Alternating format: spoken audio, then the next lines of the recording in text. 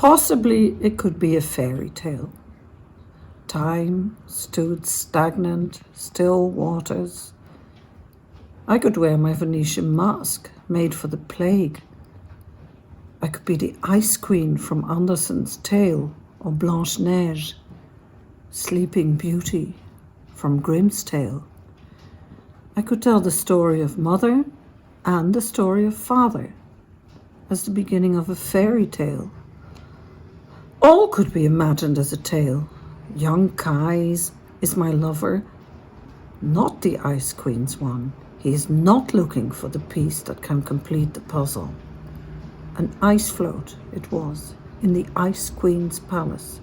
None here, I say. Heating it up will finish that tale. Climate change is real. COVID pandemic is real. What's that? What I'm looking for? Boots on, shoes off. Slippers are for numpties. Who wears slippers anyway? I used to be a pirate. Little children like me can be, but hey, I was not a child. Never. I was a pirate, armed with dynamite. I felt the wall under my hands of the small temple at the entrance of the summer camp. I felt for the right slit that would fit my dynamite, and I lit the slit. It erupted, small, colorful pebbles with a faint cackle. Even pirates start small.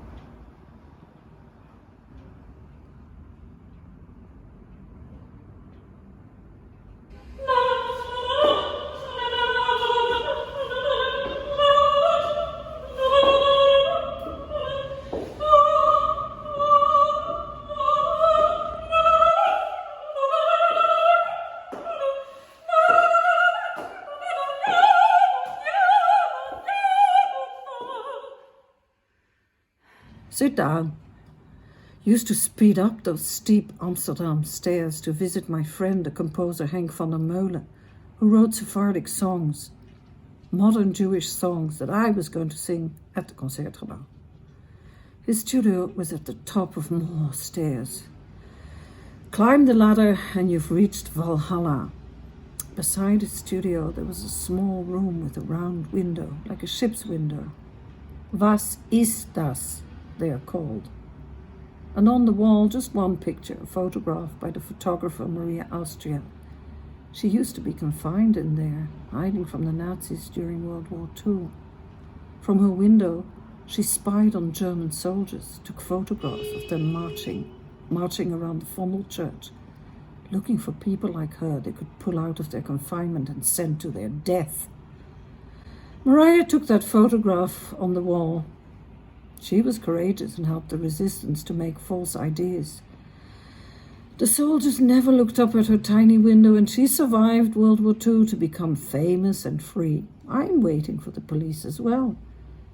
They're downstairs, and I'm in my stairwell in confinement, hiding from a pandemic with my family in Dublin.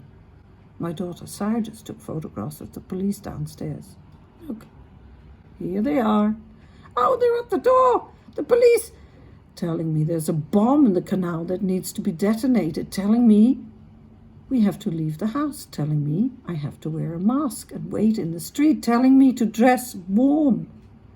How kind of them to think of such details. I might be cold, but nobody is going to send me anywhere but to the street down below. I'm bringing my dog, Kuma. We will not be able to go visit friends or sit in a pub or restaurant because everything is closed. We fear infections. That's all.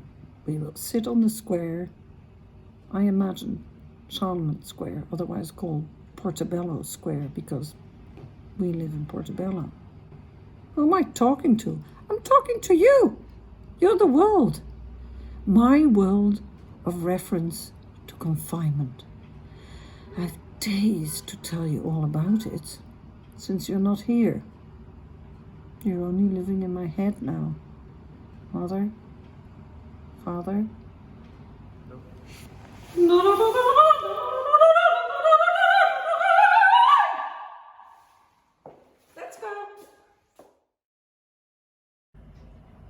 goat?" he would say. My father would say, every time we ate salad with our meals. I would look at him closely in all sorts of different lights or angles and think to myself, my father does not look like a goat, so why would he ask this question over and over again and again? Back when we lived in France, when I was a little girl, we had a mad Italian neighbor who was clearly in love with his goat. With my playmates, 2 boys and moi, the 3 pirates, we would spy on our poor neighbor doing things to his girly goat. We talked to her and stroked her. So we thought she clearly had human qualities. But this was no answer to my father's aversion to salad. When I was a bit older, I wondered about an eventual philosophical angle to this question. So I sat in my attic and labored through Kant, Nietzsche, Kierkegaard, Foucault, blah, blah, blah, etc., to explore the state of being a human goat. To no avail. Then came the explanation from my father, who didn't like talking about or explaining his past. Ah yes, look, this is a salad. This picture was taken by my very clever and talented friend, Ashi. I love having friends like that. So, the salad. It happened that my father was persecuted by the Nazis in the Netherlands because he was a Jew. That was the only reason. He had to go into hiding, total confinement, so to say. Good people who risked their lives hiding Jews under floorboards in attics or secret rooms hid him. My father shared his first hiding place with 6 other people. Among them was a well-brought-up creature, a lady who came from Berlin with a suitcase full of Berlin airs and graces, according to my father. Those 6 people in confinement were lucky enough to eat together. The good people who hid them cooked for them every day. And it does seem there happened to be salad, green salad served with every meal. My father would reluctantly eat his greens and then proceed to eat his meal. But Hannah, the Berlinerin, would have none of it. Every meal she scolded him in neat German. Den Salat isst man bekanntlich zuletzt. It is well-known fact that one finishes one's meal with salad. To which my father, highly irritated in these heightened circumstances of fear, would add that he clearly was a goat and needed to devour his greens right away. Oh well, they were safe at that moment, with death at the door at all times, of course. So with the salad eating, it could have been worth, right? Machine Burn? I hear your song. It could be worse. It could be worse. It could be worse.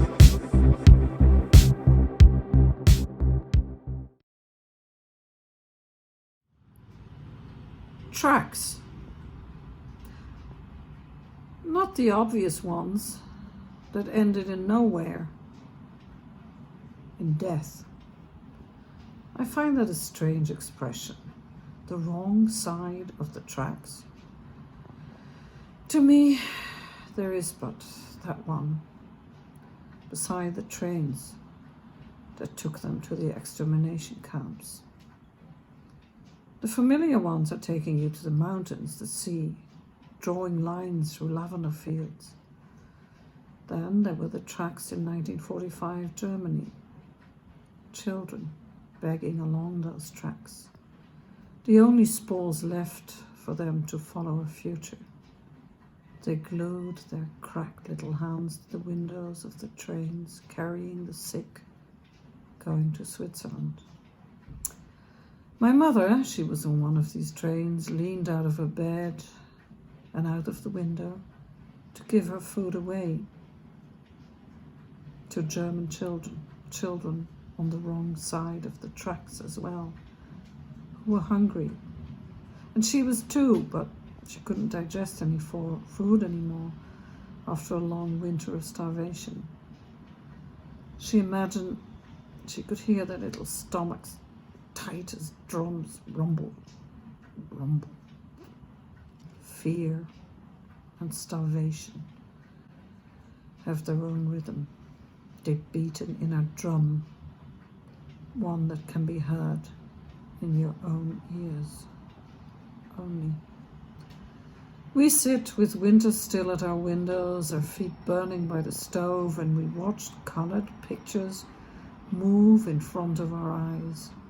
Children in bombed-out Syria seeking food in rubbish heaps, looking like massive toy mountains. So much can be found there. They do find stuff and bring their exotic bounty back to the streets of a burned-out city. Into the night they go singing. I saw them in a documentary that choked me into silence. Syrian children, Yemenites, Africans plagued by just another plague. One COVID-19, not high on their list, I'd say. But they must be higher on our list somehow, those children. I know a happy Syrian girl who sings to me in her Dublin confinement, dressed in her best dress. She tries to teach me Arabic. I might learn. Sing it to me, Ranim's daughter, Serena, sings to me. And I could tell you the tale about my mother. Not too long, and not very funny either. I wish I could make you laugh.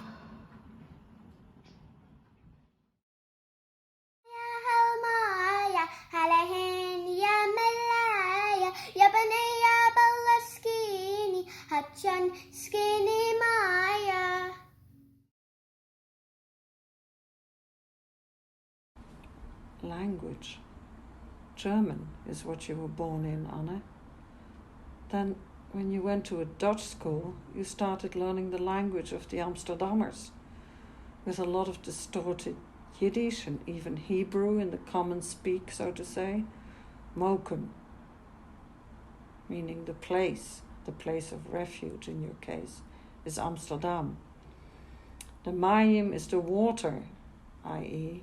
the canal. Your house, your family's hiding place was on one of these canals. Your family and the other family you were with spoke German originally, and yet it was branded the evil language by everybody in that place of hiding. And you were all communicating in Dutch, the language I was born in. I can imagine the quite comical accents the older people around you must have had, or even their turn of phrase. Something like the German-Jewish couple in the film Casablanca, who have fled their country and are practicing for their new life in the USA. "What o'clock is it, darling?" they asked each other. And then, here I am locked in gently, overlooking the Mayim, my canal, and the immense spread of the Dublin mountains, locked into the English language for 20 years now, leaving my native Dutch for occasional whispers to my husband, who did learn Dutch while living in Mokum, i.e. Amsterdam. Dutch is not an evil language to me. It just feels awkwardly inadequate if I want to express myself with hopefully more simplicity. although I somehow managed to write a number of books in it. English is my hiding place. It is where I find words in the strangest places that are unpronounceable and inexplicable to me. So I search in the attics or cellars of my hiding place for the meaning of these words or expressions that are stashed away, and I collect them. I savor them like a present, a toy of letters I'm allowed to maybe play with. French is my home because of my youth spent there in the south and later my years as a classical flaneur when not singing in Paris. French tastes of steak tartare, raw flavoured meat, and peaches that bleed sweet juice down your chin. It smells of lemon flowers and clean streets lavishly washed in the early morning. It floats a dream of a future and a past outside reality, outside my life. Anne Frank, you wrote down your life in confinement in Dutch. You must have heard the adults occasionally reverse to their own habitat, their original German, translating their despair and fear and anger back into their own language. This is a different type of confinement again for them. To exclude yourself from your own language. Was it to stifle their innermost expression of fear?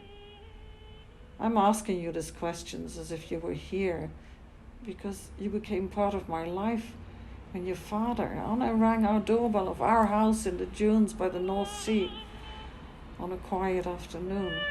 I must have been 5 or 6 at the time.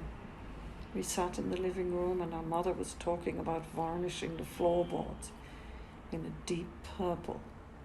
How strange that I can remember words, decennias on. So, deep purple, Anne. And your father stood there.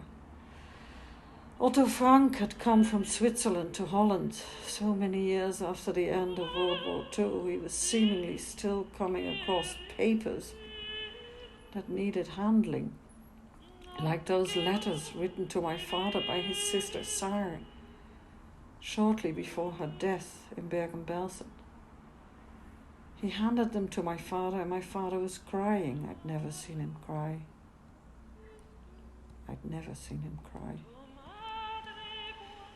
That's how you came into my life, Anna, through my father. Through your father, Otto Frank. It was years later that I read your diary written in my native language. You never held back in that language. Deep courage, raging lust of life in your miserable confinement. How did my aunt's letters come to live in your father's hands? I honestly don't know. You and Sarah, my aunt, died together in the camp of Bergen-Belsen. That's all I know.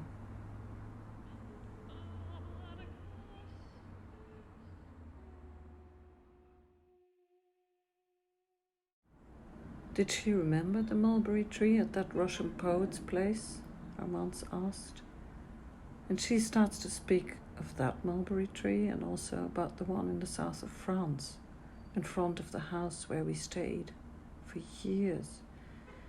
When she was old and I had become a mother with a daughter and a husband. When in the heat of an afternoon we'd all fallen asleep, woman, child, man, as a nearly biblical small family close to the earth, the air. And she stood over us and said that, Maya Radost, to the little one, to us.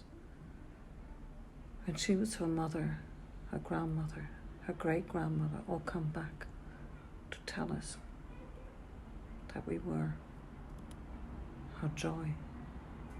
I sang it to her, Maya Radost, I heard it being said to the children of that Russian friend, a poet, on a day in his garden on the sea. When we all listened to him playing the balalaika, a beautiful string instrument, folk instrument, and she was singing. My friend Glenn gave me this balalaika, like the one played in the famous novel by Pasternak, Dr. Zhivago. I could learn to play it, but I'm not one for the plucking instrument, you know. I like to look at it, think how good my friend is to give this to me, and then hum through a song that Mother used to sing under the mulberry tree. Moja radost, my joy. I have books, many books to read. I have a book written by the Russian author Nabokov. It is called Ada, and it reminds me of my family at home, long gone already, mixing up the giant pool of European languages to suit themselves. Moja radost, they say it in that book. The two hopelessly tragic lovers when they find each other after a gap of 10 years in a dark, luxurious nightclub. That day of singing on the mulberry tree, my father had gone quiet. I could feel he was at the beginning of one of his episodes of dark, silent days for him, in which he wouldn't speak to us.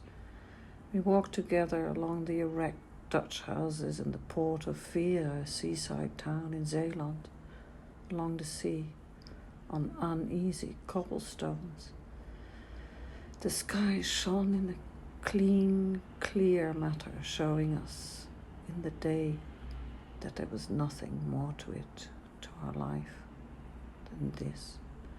Father and me holding hands, looking at the movement of the North Sea.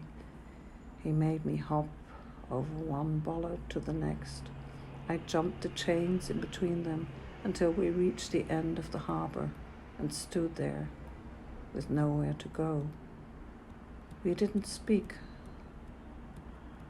Father sighed a vague yes, and I nodded in agreement. We turned around, and I felt as if this bright and beautiful summer light had wiped out everything, and we just walked and saw only a blank day around us. I filled in his silence with my own.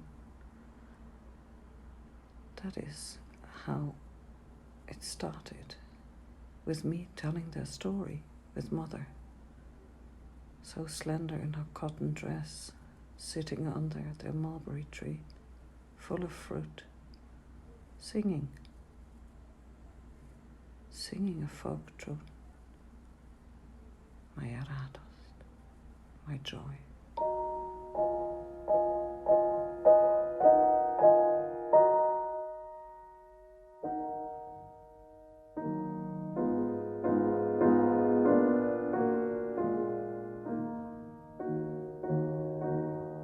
Nie zdjęsli tego cieniu,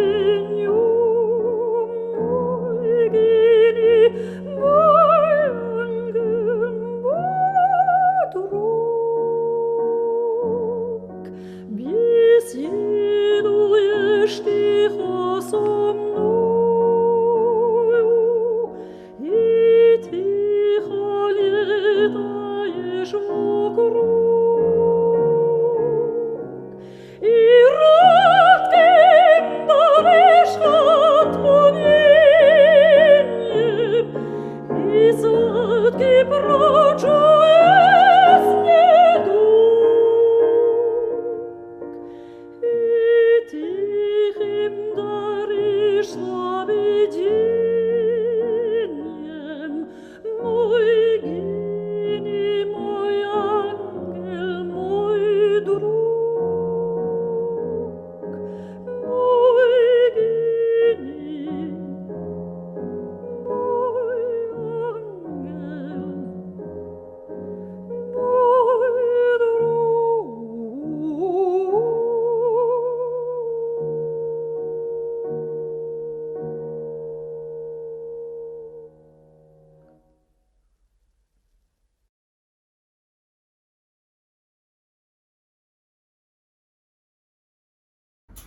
This is a childhood painting about our childhood experiences, literally.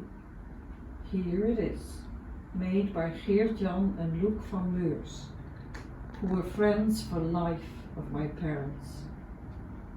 Years after World War II, Mother got sick again as the result of her wartime experiences. Tuberculosis got its grip back on her, and we, her children, had to go for at least half a year to stay with friends to be looked after. I, so small, she a toddler, my sister Marianne, who in later years used to chase me around our house. She used to claim she was President Kennedy and I was Khrushchev, America versus Russia. A good reason to beat me up with a broom or a badminton racket. We were wild. I had an accident and fell through the glass door of the living room, fell in a cascade of glass, my face intact, my main wrist vein nearly slashed, nearly dead, blood, a lot. A pirate scar was born. I had to be bold. Why should I do as I'm told? No need to swear, just be the pirate with Vincent and Michel. One ugly, one a beauty. Italian precious bones, oval face, eyes spilling over. Honey brown first kiss he gave me. But that was later, in my second decennia as a pirate.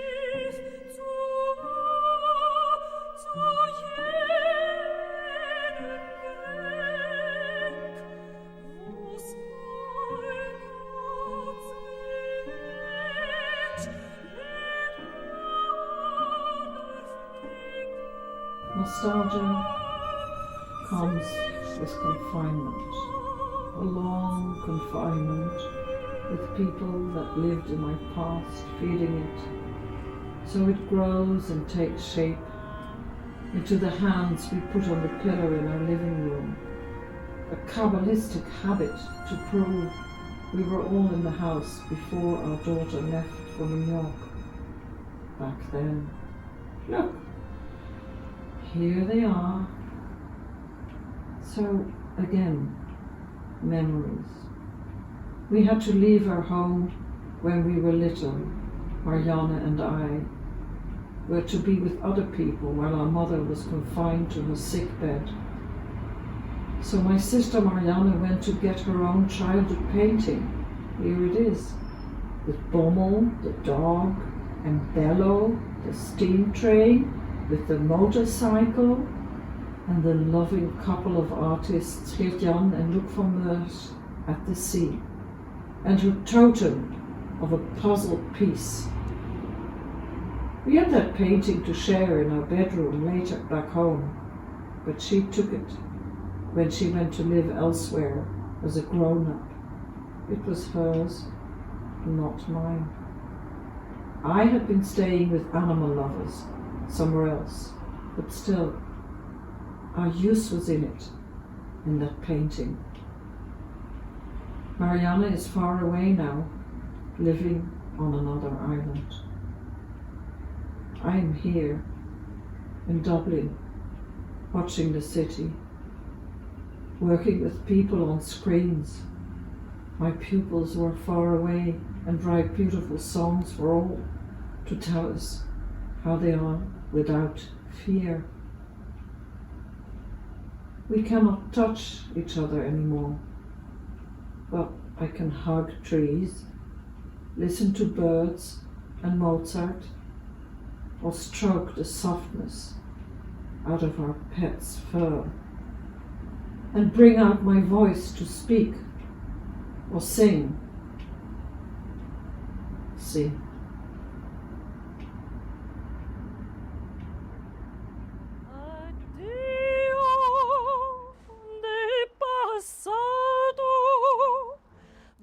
Musical Delight by the Grand Canal. Dutch singer, vocal coach and author Judith Mock lifts spirits on a sunny lockdown Saturday.